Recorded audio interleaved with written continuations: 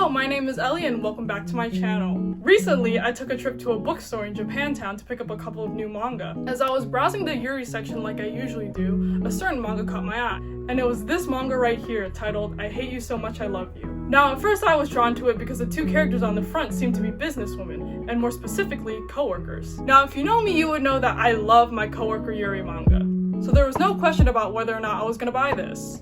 Of course, before making my purchase, I quickly looked over the synopsis, which read, Saori Fujimura and her boss Ayako Asano are an unbeatable duo at work, but after hours, their relationship is more than just professional.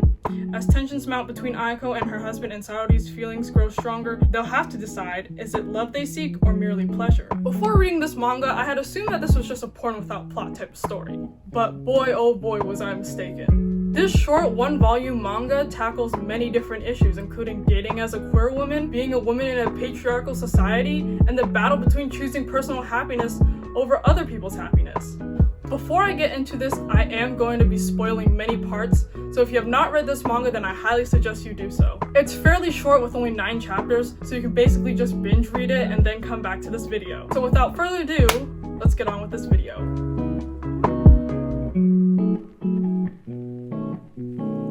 We are first introduced to our two main characters, Fujimura Saori and Asano Ayako. Fujimura is a young and talented staff member of a product planning team, and Asano is the highly respected manager of said team. To their co-workers, they seem to be quite close to each other, and no one suspects them of having more than just the usual senpai and kohai relationship. However, what they don't know is that Fujimura and Asano are having a secret affair, where Asano sleeps with Fujimura frequently after work without her husband's knowledge.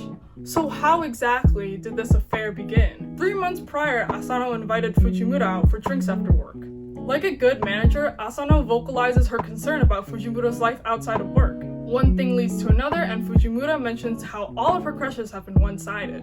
Later on, Fujimura confesses that she's actually in love with her. At first, Asano thinks that Fujimura is just saying this because she's drunk, but Fujimura expresses how sincere her feelings are. She adds that she doesn't care whether or not Asano has the same feelings about her, and instead requests for them to have one night together. After the drinks, they end up at a hotel and have a one-night stand, or so Fujimura thought. The next day before leaving work, Asano suggests to Fujimura that they could go out by themselves again, insinuating another affair. So why did Asano even agree to their first affair? And what made her continue having one with Fujimura? Well, later it's revealed that Asano agreed to sleep with Fujimura partly out of curiosity, but mostly because she wanted to get revenge on her husband, who started cheating on her with his coworker several months prior. The more they slept together, the more she indulged in the pleasure that she was able to get from sleeping with a woman. Even though Fujimura is unaware of Asano's reason for having an affair with her, she continues to sleep with Asano because it's the closest thing that she can get in her one-sided love. Fujimura hates the fact that even after they sleep together, Asano always went back to her husband. To say that she was jealous of him would be an understatement.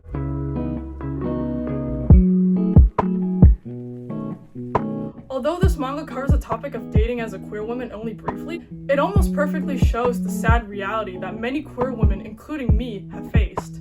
Throughout her life, Fujimura had crushes on many girls, but as I mentioned before, they were all one-sided. She is also never seen confessing her love to anyone and instead keeping her feelings to herself. So how do we know that they were all truly one-sided if Fujimura didn't even confess to them? Here's where dating as a queer woman becomes difficult.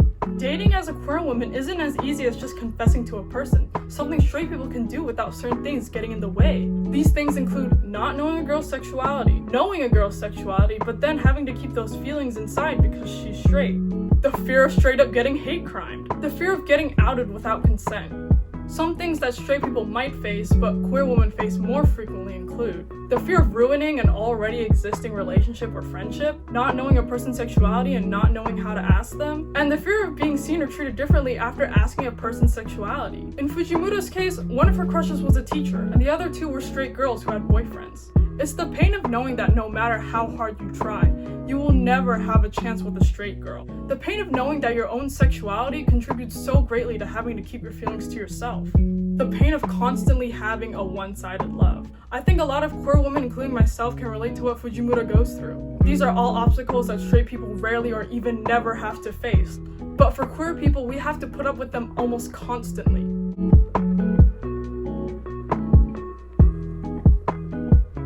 Unlike Unlike Fujimura, Asano has responsibilities outside of her job.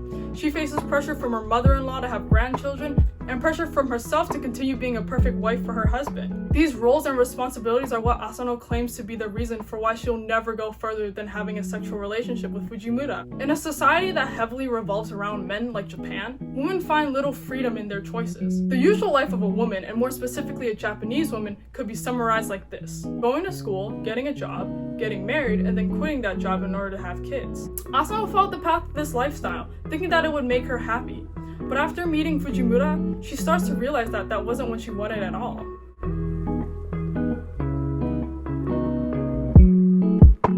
This is when Asano becomes torn between doing what makes her happy and doing what makes other people happy. After going on a business trip with Fujimura, Asano finally realizes that she truly wants not just a sexual relationship, but a romantic relationship with Fujimura. The manga even mentions that Asano wished she had met Fujimura sooner, so that they could be together without the complications that Asano faced in the present. Asano realizes that she can't blame the responsibility she had pressured herself into fulfilling, and instead blames herself for being a coward towards her true feelings. When they come back to work, rumors about a Boston staff member having an affair are spreading in their department. Because of this, Asano tells Fujimura that they should stop seeing each other. Later on, it is revealed that the rumors are not about them, but actually about two other staff members. Their relationship in the office stayed the same, but they had stopped seeing each other after work. It takes about a month for the rumors to die down, and at that point, Fujimura thinks that her affair with Asano has officially ended. During this time, many things happened in Asano's work life, and with every setback, Fujimura was there to comfort her. Ever since their relationship started, Fujimura had always wanted Asano to be honest about her feelings instead of lying to herself for the sake of others. When Asano finally decides to stop running away from what she truly desires, she gets a divorce with her husband and confesses to Fujimura that she loves her. So in the end, she chooses what ultimately makes her the most happy, which is of course being with Fujimura.